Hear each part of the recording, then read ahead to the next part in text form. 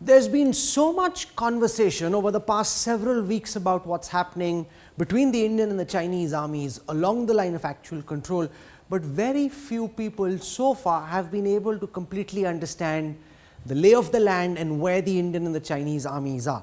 So what we did is work over a week with top open source map experts who've been able to put together, and it's very complex because remember, the LAC itself, the line of actual control, isn't properly defined, and therefore to be able to bring it together for our viewers is a very, very complex and intricate exercise. So this is the overall map of Jammu and Kashmir. This area is the line of control between India and Pakistan. This is Jammu and Kashmir, and this is the entire area of the Leh district.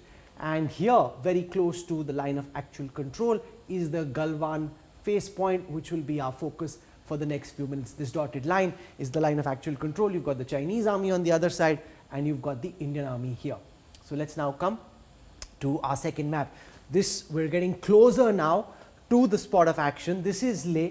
This is the road that goes from Leh past the Hemis monastery, which is one of the most important landmarks in that area, to Darbuk, and from Darbuk to Daulat Beg Oldie. This is a very old traditional trading route. When the river Shyok used to freeze in the winters, caravans used to pass going up on the other side, and that's what would help Ladakhi traders back and forth. So this road is 323 kilometers long. It's a very, very significant road because this feeds subsector north, which is the entire area, which helps us ensure that we can get supplies up to the Siachen glacier.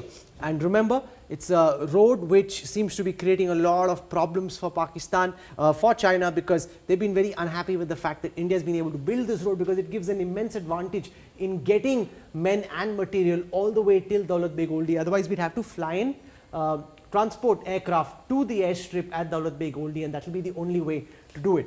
So as you move along the DSDBO road, which is 323 kilometers long, this red line is the line of actual control, and here is where the Galwan river meets the Shyok river, which is where patrol point 14 is, PP 14, which is where the Chinese and the Indian army is currently in confrontation. So I'll come now closer to give you a sense of where the Chinese are coming from and what the situation on the ground is. So this is the road that I just showed you, the DSDBO road. Here are the two Indian bases manned by the ITBP, the Indo-Tibetan Border Police.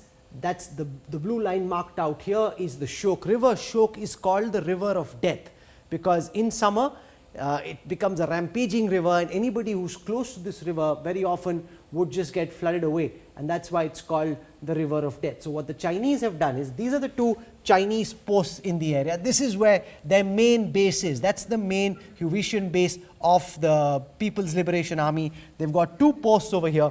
Along the post is a metal road, which is a Pakka road, at least till this point. From there on, the Chinese have a track, a motorable track, using which they've sent forces from Chinese post 1 and 2 down along the Galwan river down to patrol point 14. Now the problem in having the Chinese at patrol point 14 is that they then have the option of dominating the mountain ridges. So if this is a very, very strategically crucial road for us, and if you've got the Chinese sitting on top of the mountains, they can use mortars, they can use artillery, and they can prevent access. So there's an Indian convoy going this way towards Daulat Beg Oldie, they can just blow off the road and ensure that the Indian cavalcades are stuck. That would be very, very problematic for the Indian army and for India's strategic interests. So this really gives you a sense of what's happening at that flashpoint. So as I said, this is the Galwan River, which is where the Chinese, it's a very narrow valley the Chinese have come in from, and that is the flashpoint currently, which is patrol point 14.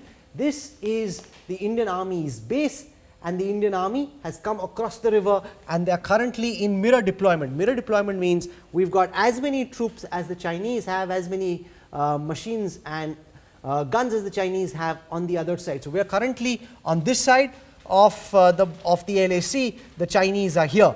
And what India is asking is for the Chinese to go back. From what we've heard so far, there has been some disengagement, but it isn't a complete disengagement in this area. And what India is saying is there has to be a restoration of status quo. The Chinese have to go back. So this patrol point 14 is the site of the current confrontation. And as I explained, if you're sitting on the mountain tops overlooking the Indian road and the Indian bases, that is deeply complex.